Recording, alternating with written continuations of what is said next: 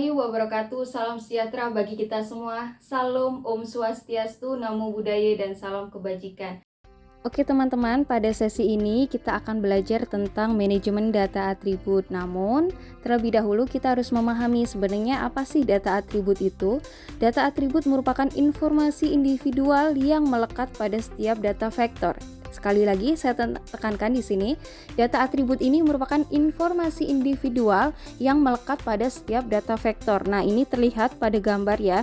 Ini ada area yang menyala, kemudian di sini ada tabel yang dia juga akan menyala satu kolom informasi gitu ya, atau satu baris informasi. Nah, ini adalah informasi yang melekat pada area yang menyala tersebut. Jadi, data atribut adalah informasi individual pada setiap data vektor. Nah, cirinya gitu ya, di setiap pembuatan peta digital itu akan memiliki data atribut yang terdiri dari kolom shape dan juga ID. Nah, kita juga bisa menggolongkan jenis data atribut ini menjadi dua ya, yaitu tabel fitur dan juga tabel visual. Nah, tabel fitur ini adalah tabel yang melekat atau yang bisa kita buka informasinya pada software ArcGIS. Nah, kalau misalnya yang visual tabel ini adalah tabel yang kita bisa buka gitu ya, dan kita bisa mendapatkan informasi dari tabel tersebut. Namun tabel tersebut itu kita buka melalui software lain, misalnya Excel kayak gitu ya. Sebenarnya sama tabel visual dan tabel fitur ini, hanya saja lokasi dan format penyimpanannya yang berbeda. Kemudian kalau misalnya di tabel fitur itu karena dia melekat pada ArcGIS, maka dia ada shape-nya gitu ya. Nah, kalau misalnya yang tabel visual itu seperti ini, nah ini tidak ada shape-nya, jadi dia langsung informasi-informasi lainnya selain shape dan juga ID seperti itu. Nah, kemudian kita juga bisa mengkategorikan jenis-jenis atribut tabelnya gitu ya. Yang pertama itu ada sort. Sort ini adalah kalau kita mau bikin kolom itu berupa angka tapi bukan angka pecahan dengan karakter yang lebih sedikit. Nah, ini biasanya untuk misalnya kita memberikan ID atau memberikan nomor urut atau memberikan kode. Nah, kemudian yang kedua yaitu ada long. Long ini sebenarnya sama fungsinya dengan sort, hanya saja karakternya dia lebih banyak. Nah, dia untuk angka yang tanpa pecahan. Kemudian ada float. Float ini untuk angka tapi angkanya pecahan ya. Jadi tidak memiliki precision atau scale. Nah, kalau misalnya yang selanjutnya ini ada dop. Dop ini sebenarnya hampir mirip gitu ya sama float, tapi dia ini memiliki presisi ganda yang memiliki pecahan. Jadi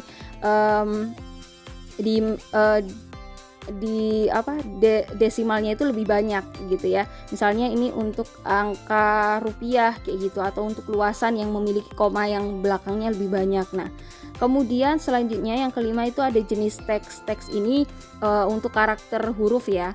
Jadi bisa sampai 255 karakter gitu ya. Dan ini juga bisa kita kombinasikan dengan angka gitu ya. Jadi huruf dan juga angka. Kemudian yang terakhir ini jenisnya ada date. Date ini untuk kita menulis tanggal. Nah, ini merupakan informasi dasar yang harus kita pahami sebelum kita melakukan praktek-praktek bagaimana sih melakukan manajemen pada data atribut. Seperti apa sih prakteknya? Langsung saja kita simak video berikut ini. Oke, dalam manajemen data atribut, pertama kita harus membuka data tabel atributnya ya. Caranya pada layer kita klik kanan, kemudian kita pilih open attribute table. Nah, akan muncul data tabel kita ya yang melekat pada data vektor kita di sini. Kemudian di sini kita bisa menambahkan kolom atau menghapus kolom sesuai dengan kebutuhan kita. Nah, coba kita tambahkan kolom terlebih dahulu. Di sini pada tabel option, pada atribut tabel kita ada menu tabel option di sini paling ujung di sini. Kemudian kita pilih menu add field. Nah, di sini kita ketikkan nama yang ingin kita buat ya, nama kolom yang ingin kita buat, misalnya dana desa. Nah, ini untuk spasi dia di sini tadi bisa, jadi harus pakai underscore seperti itu ya. Kemudian kita pilih tipenya, bisa di sini pilih yang double. Oke, nah akan muncul kolom seperti ini. Kemudian kita bisa mengisi kolom-kolom ini, kita bisa mengisi baris pada kolom dana desa ini. Namun sebelumnya kita perlu melakukan aktivasi menu editor, karena kalau misalnya di sini teman-teman ketik ini, dia tidak akan muncul angka apapun. Kalau misalnya pada keyboard teman-teman ketik jumlah angka, tidak akan muncul. Jadi harus di start editing dulu pada menu editor sini, editor, start editing, kemudian ini ya, ini. Oke, baru di sini kita bisa lakukan editing, memasukkan jumlah angka ini. Kemudian nah ini tinggal diketik aja jumlah angka sesuai dengan data ya. Nah ini kita coba isi acak saja. Nah teman-teman bisa lakukan pengisian data teman-teman sampai selesai ya. Kalau misalnya dirasa sudah selesai, maka jangan lupa untuk melakukan penyimpanan data ya, hasil editing ini. Caranya kita ke editor, di sini ada save editing dan juga stop editing. Bisa save editing, bisa juga langsung stop editing kalau memang mau mengakhiri proses editingnya.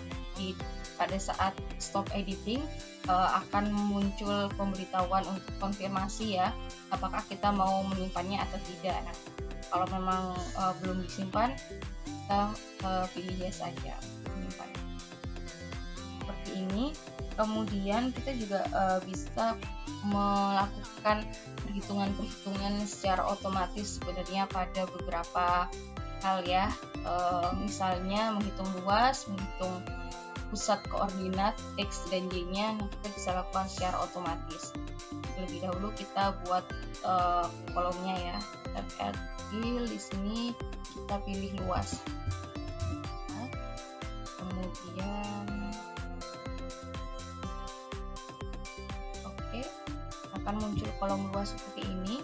Kita bisa mengisi luasan pada masing-masing desa ini secara otomatis. Caranya kita arahkan kursor pada kolom luas, kemudian kita pilih kanan, kita pilih calculate geometry ya, calculate geometry, pilih yes. Nah di sini ada pilihannya ya, area, kemudian koordinat X atau pusat koordinat Y juga bisa. Nah karena kita tadi sudah menentukan luas yang ingin kita hitung, kita pilih area. Kemudian di sini jangan lupa untuk menentukan satuannya apa nih, apa mau hektar, mau area, atau mau kilometer persegi, meter persegi, atau yang lainnya. Ini banyak, jadi kita misalnya ini pilih yang hektar ya, terus kita nah dia akan menghitung luasan pada masing-masing desa secara otomatis.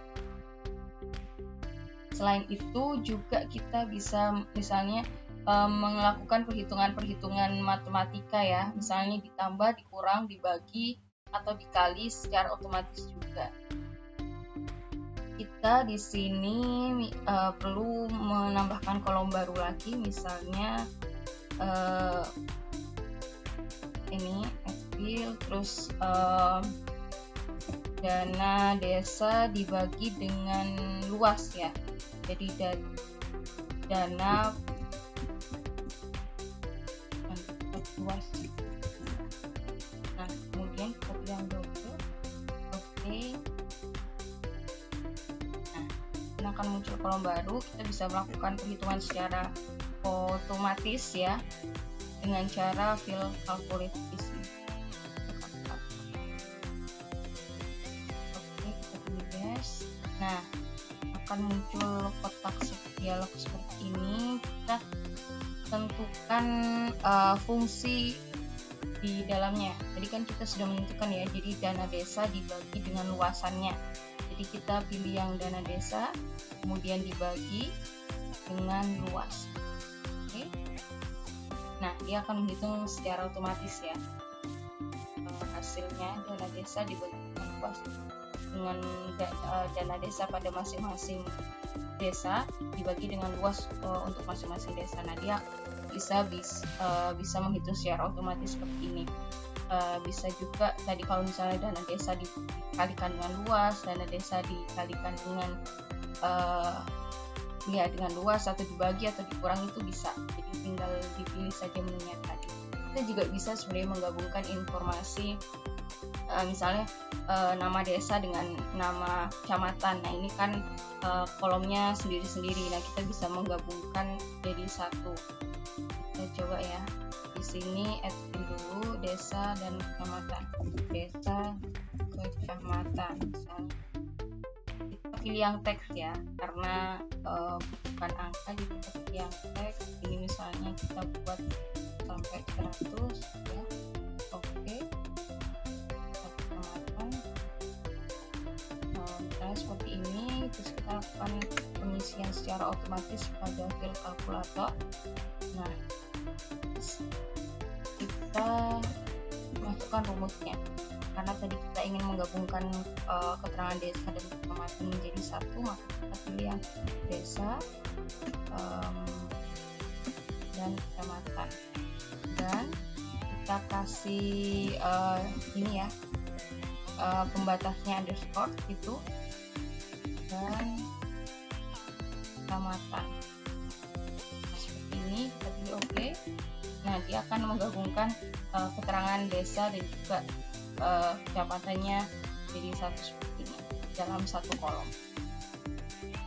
Nah, ini adalah cara-cara mengisi kolom pada data atribut ya.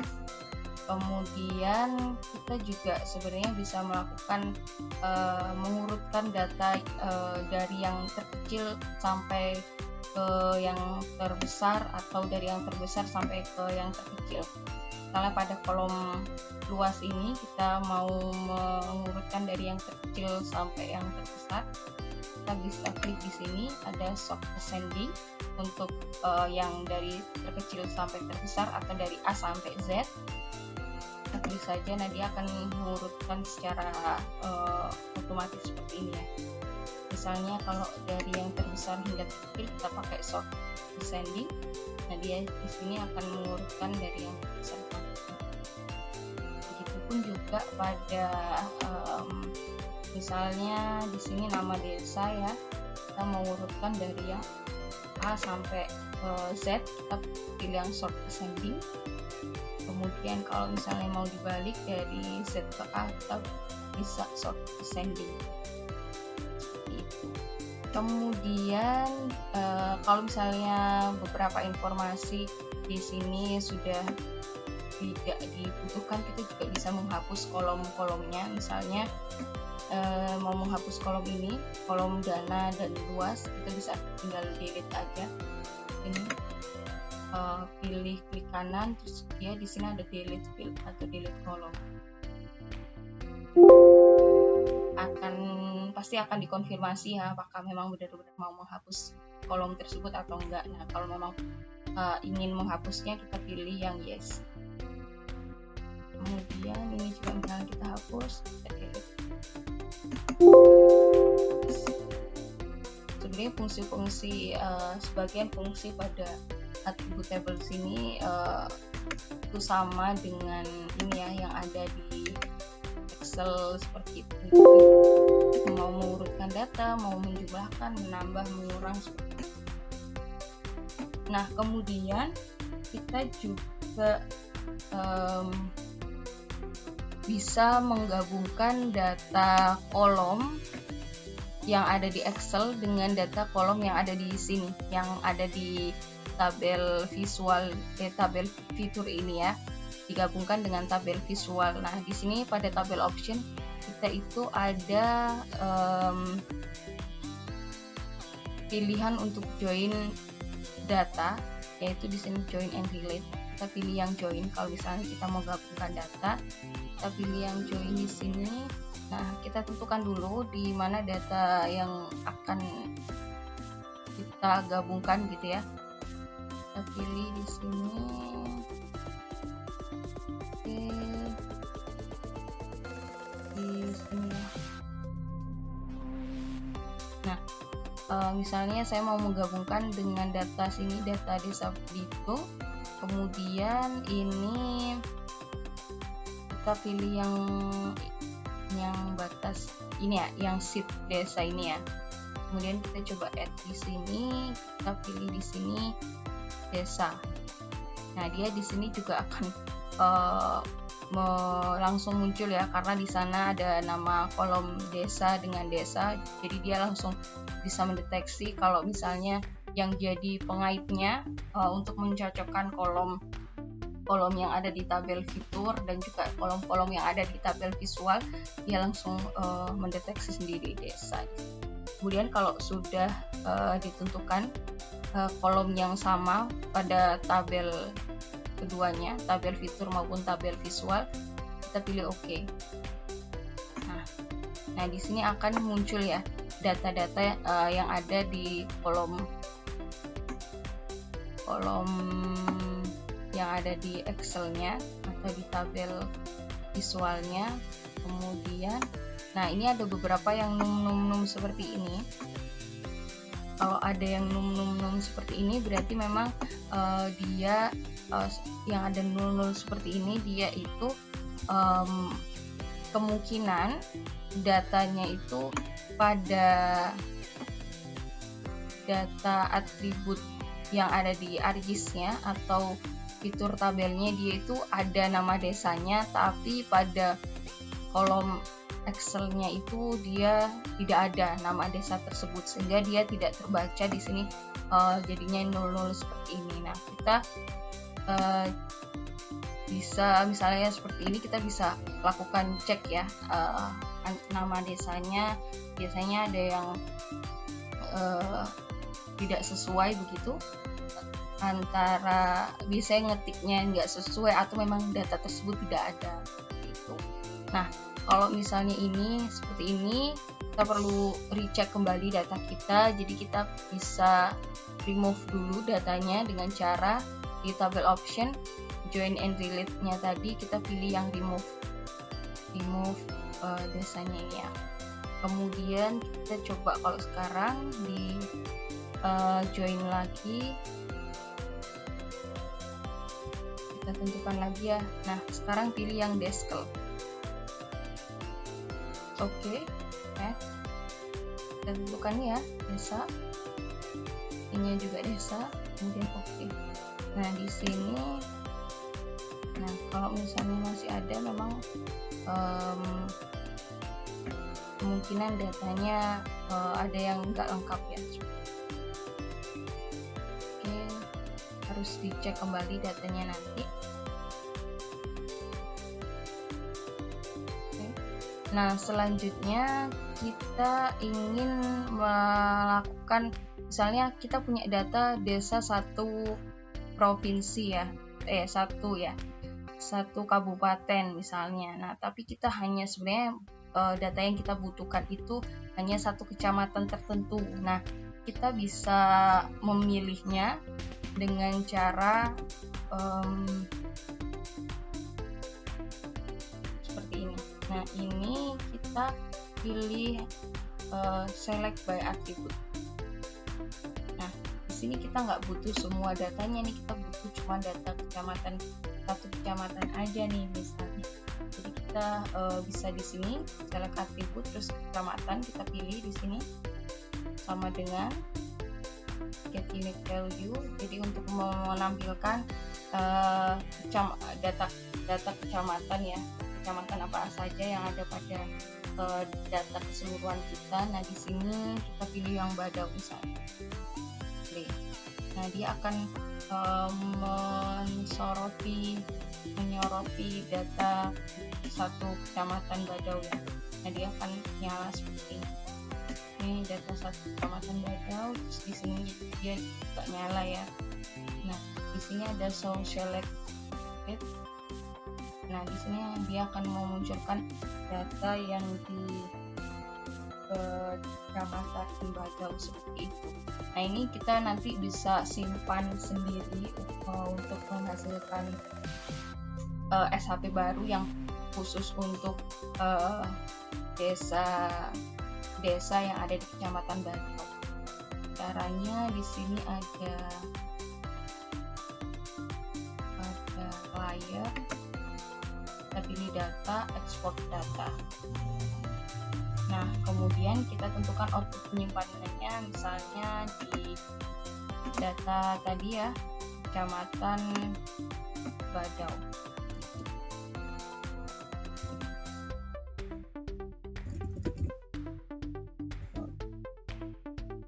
Save. Oke. Nah, akan muncul di sini data kecamatan Badaunya saja. Oke, close dulu data tabelnya. Nah, seperti ini dia muncul hanya kecamatan Badau sesuai dengan data yang tadi sudah kita seleksi pada data batas desa satu Kabupaten Belitung ini. Nah, selain menyeleksi data secara secara atributnya, kita juga bisa melakukan seleksi data itu langsung ya, berdasarkan interaksi selected, jadi langsung dari layarnya. Nah, ini terlebih dahulu kita hapus dulu seleksinya, jadi clear selection seperti ini, jadi sudah tidak ada yang diseleksi. Kemudian kita bisa menseleksinya juga interactive selection itu dengan menggunakan tools ini ya. Kemudian kita pilih langsung kayak gini. Nah, kita juga bisa misalnya kita mau menseleksi data tapi tidak kita hanya menilai dari kedekatan wilayahnya, tidak berdasarkan administrasi atau atributnya. Nah, kita bisa interaksi secara langsung seperti ini. Nah, sekian materi untuk manajemen data atribut. Demikian video tutorial pada sesi kali ini. Bagaimana? Mudah bukan? Terima kasih sudah menyimak video ini. Jangan lupa untuk terus berlatih. Selamat belajar dan sukses selalu.